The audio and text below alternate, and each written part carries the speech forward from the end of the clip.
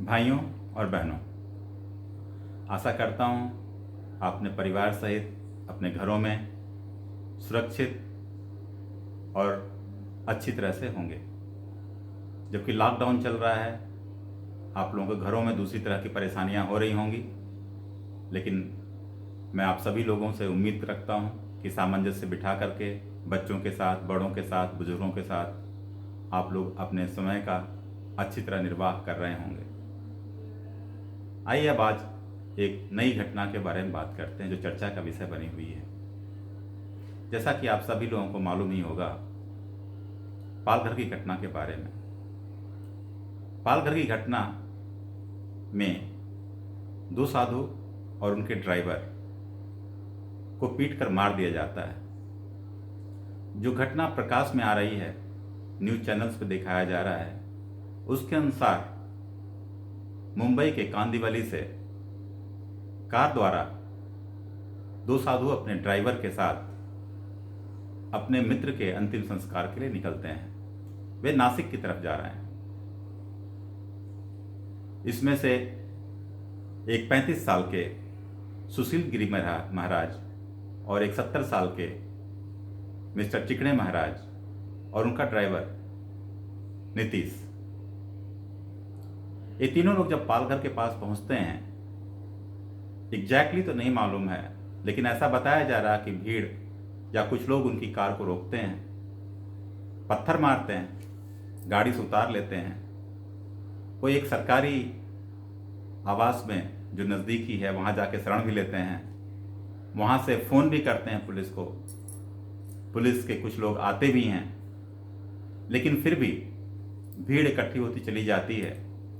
और पुलिस, जिस तरह से वीडियो सामने आया है, पुलिस कुछ भी नहीं कर पाती है और अल्टीमेटली अंत में इन तीनों लोगों को पीट पीट कर मौत की घाट उतार दिया जाता है। यह पूरी घटना पिछले 3-4 दिनों से चल रही है।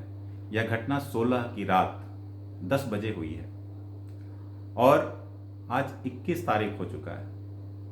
मैं जिस भी चैनल को देख रहा हूँ, अधिकतर महाराष्ट्र के मुख्यमंत्री उद्धव ठाकरे जी का स्टेटमेंट आ रहा है कि 100 से ज़्यादा लोगों को पकड़ लिया गया है। इसमें कोई कम्युनल एंगल नहीं है, इसमें कोई इस तरह की बात नहीं है जहाँ कोई भेदभाव हो, कोई धर्म जाति की बात इसमें आती नहीं है। उनका ये स्टेटमेंट विभिन्न तरीके से डिफरेंट चैनल्स पर दिखाया जा रहा है। दोस्तों, बात कुछ भी हो, मैं तो सिर्फ इतना ही कहना चाहता हूँ, अगर 100 से ज़्यादा लोग पकड़े गए हैं, वीडियो फुटेज अवेलेबल हैं, तो उनके नाम बताए क्यों नहीं जा रहे हैं?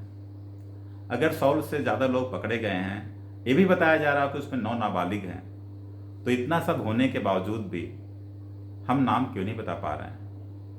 उसको हम जब भी बार बार ये बोल रहे हैं कि कम्युनल एंगल नहीं है, ऐसा कह करके हम इस बात की कहीं पुष्टि तो नहीं कर रहे हैं कि कम्युनल एंगल है। हमको ऐसा कहने की ज़रूरत क्या है? उसमें कोई भी इन्वॉल्व हो, हम बोल सकते हैं इसमें 3 मुख्य आरोपी हैं जिनके नाम ऐसे हैं, इसमें 4 मुख्य आरोपी हैं इनके नाम ऐसे हैं, या वीडियो फुटेज के आधार पे इन लोगों को अरेस्ट किया गया जिनके नाम ए हैं। ऐसा करने से जो पब्लिक में, जो समाज में एक भ्रम फैला हुआ है, एक स्थिति भ्रम की बनी हुई है, वह निकल जाएगी। मैं नहीं समझ पाता हूँ इस समय राज्य सरकार किस बात को छुपाने की कोशिश कर रही है और इससे जनता में और गुस्सा बढ़ता जा रहा है। अगर साफ साफ बता दिया जाए, वो किसी भी कम्युनिटी के हों या उसी कम्युनिटी के हों, कोई प्रॉब्लम की बात नहीं है। जानकारी जनता को मिलनी चाहिए। दूसरी बात, मैं यह भी नहीं समझ पा रहा हूं, जब केंद्र में हमारे गृह मंत्री बैठे हुए हैं, ये घटना 5 दिन पुरानी है, अभी तक किसी को यह नहीं मालूम पड़ा है कि घटना में एक्चुअल जिम्मेदार कौन है। और इसमें सबसे बड़ा पहलू उभर के जो सामने आ रहा है, मीडिया जो हर बात पे मॉब लिंचिंग को एक हथियार बना करके सरकार के अगेंस्ट में बात करता रहता है, चाहे वो किसी का रहा हो। हमने पूर्ववर्ती केसों में देखा है, पूर्ववर्ती मामलों में देखा है, चाहे अखलाक का मामला हो, चाहे और किसी का मामला हो, उसको बहुत ज़्यादा उछाला गया, बहुत ज़्यादा तूल दी गई। और आज इस घटना में 3 आदमी डंडे से पीट के मारे गए हैं और मीडिया बिल्कुल चुप है, कोई बात करने की हिम्मत नहीं कर रहा है। क्या हो गया है? मीडिया को सांप सूंघ गया है क्या? दोस्तों, मैं यह प्रश्न आपके ऊपर छोड़ता हूं। राज्य सरकार जिस तरीके से बात कर रही है कि इसमें कम्युनल एंगल नहीं है, क्या वो सही है? क्या उसको यही रिप्लाई देते रहना चाहिए कि कम्युनल एंगल नहीं है? दूसरी बात, क्या गृह मंत्री, माननीय गृह मंत्री को चुपचाप तमाशा देखते रहना चाहिए? उनका कोई रोल नहीं है। 5 दिन पहले साधुओं की हत्या होती है, क्या उनको उत्तरदायी नहीं होना चाहिए? क्या उनको स्टेट से पूछना नहीं चाहिए?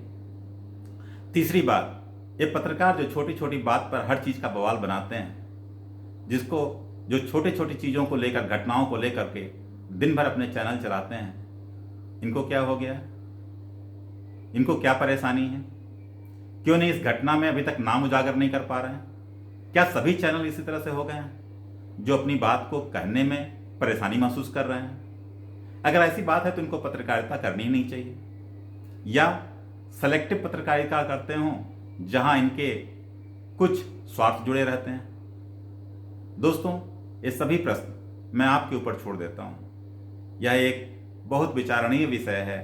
ऐसे समय में जब साधुओं की निर्मम हत्या होती है, सरकार एक तरीके से पल्ला झाड़ रही है, हमारे गृह मंत्री कुछ भी नहीं बोल रहे हैं और हमारा मीडिया उसको सांप सूंघ गया है। ये तीनों प्रश्न हम सभी लोगों को विचार करना चाहिए और इस समय मैं आपके विचार के लिए इसको छोड़ रहा हूं। धन्यवाद। जय हिंद।